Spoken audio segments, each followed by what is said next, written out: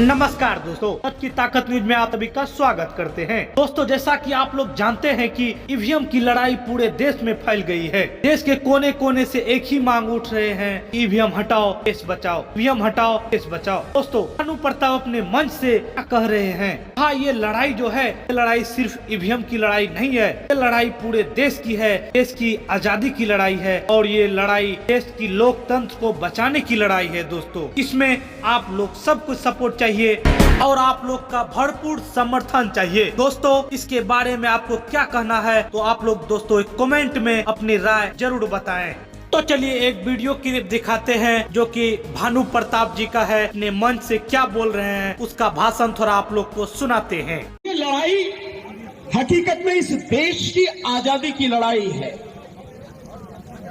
ये साधारण लड़ाई नहीं है साथियों।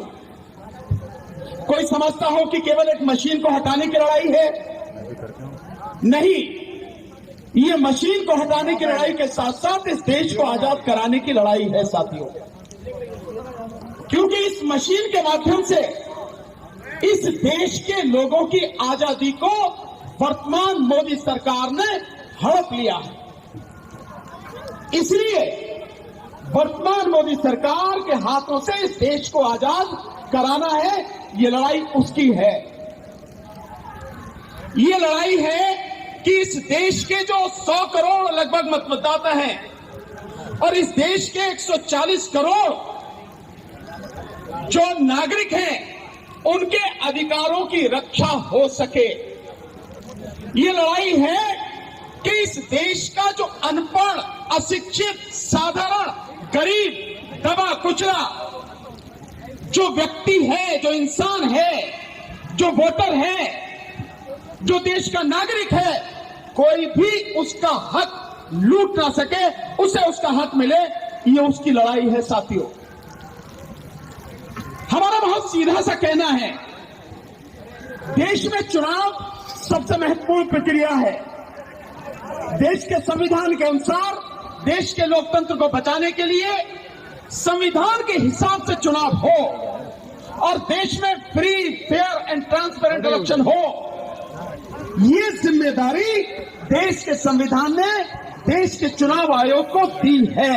लेकिन चुनाव आयोग अपनी जिम्मेदारी न निभा के एक व्यक्ति विशेष और सरकार की गुलामी करने में लग गया है। उसे गुलामी करनी है तो करे, लेकिन देश उसकी गुलामी से तबाह हो जाए, ये हम किसी हालत में बर्दाश्त नहीं करेंगे। इसलिए चुनाव आयोग को भी और इस देश की सरकार को भी हम चेतावनी देते हैं कि इस बार हम किसी कीमत पर भी ईवीएम से चुनाव नहीं होने देंगे। साथियों, आज भी देश में दो तरह से चुनाव हो रहे हैं और आप बताएंगे, मेरी बात छोड़िए, आप खुद इस बात को कहेंगे।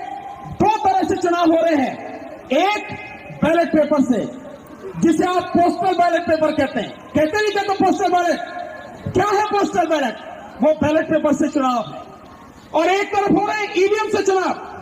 तो एक ही देश में दो पद्धति से चुनाव क्यों हो रहे हैं? अगर संविधान में ये प्रावधान किया गया, या सरकार ने संशोधन किया गया, तो या तो चुनाव बैलेट पेपर से होते या चुनाव ईवीएम से होते। इसका मतलब यह है कि ये संवैधानिक प्रावधान नहीं है, ये कानूनी प्रावधान नहीं है, ये बेईमानी है सरकार की और ये बेईमानी है सरकार की गुलामी करने वाले इलेक्शन कमीशन की।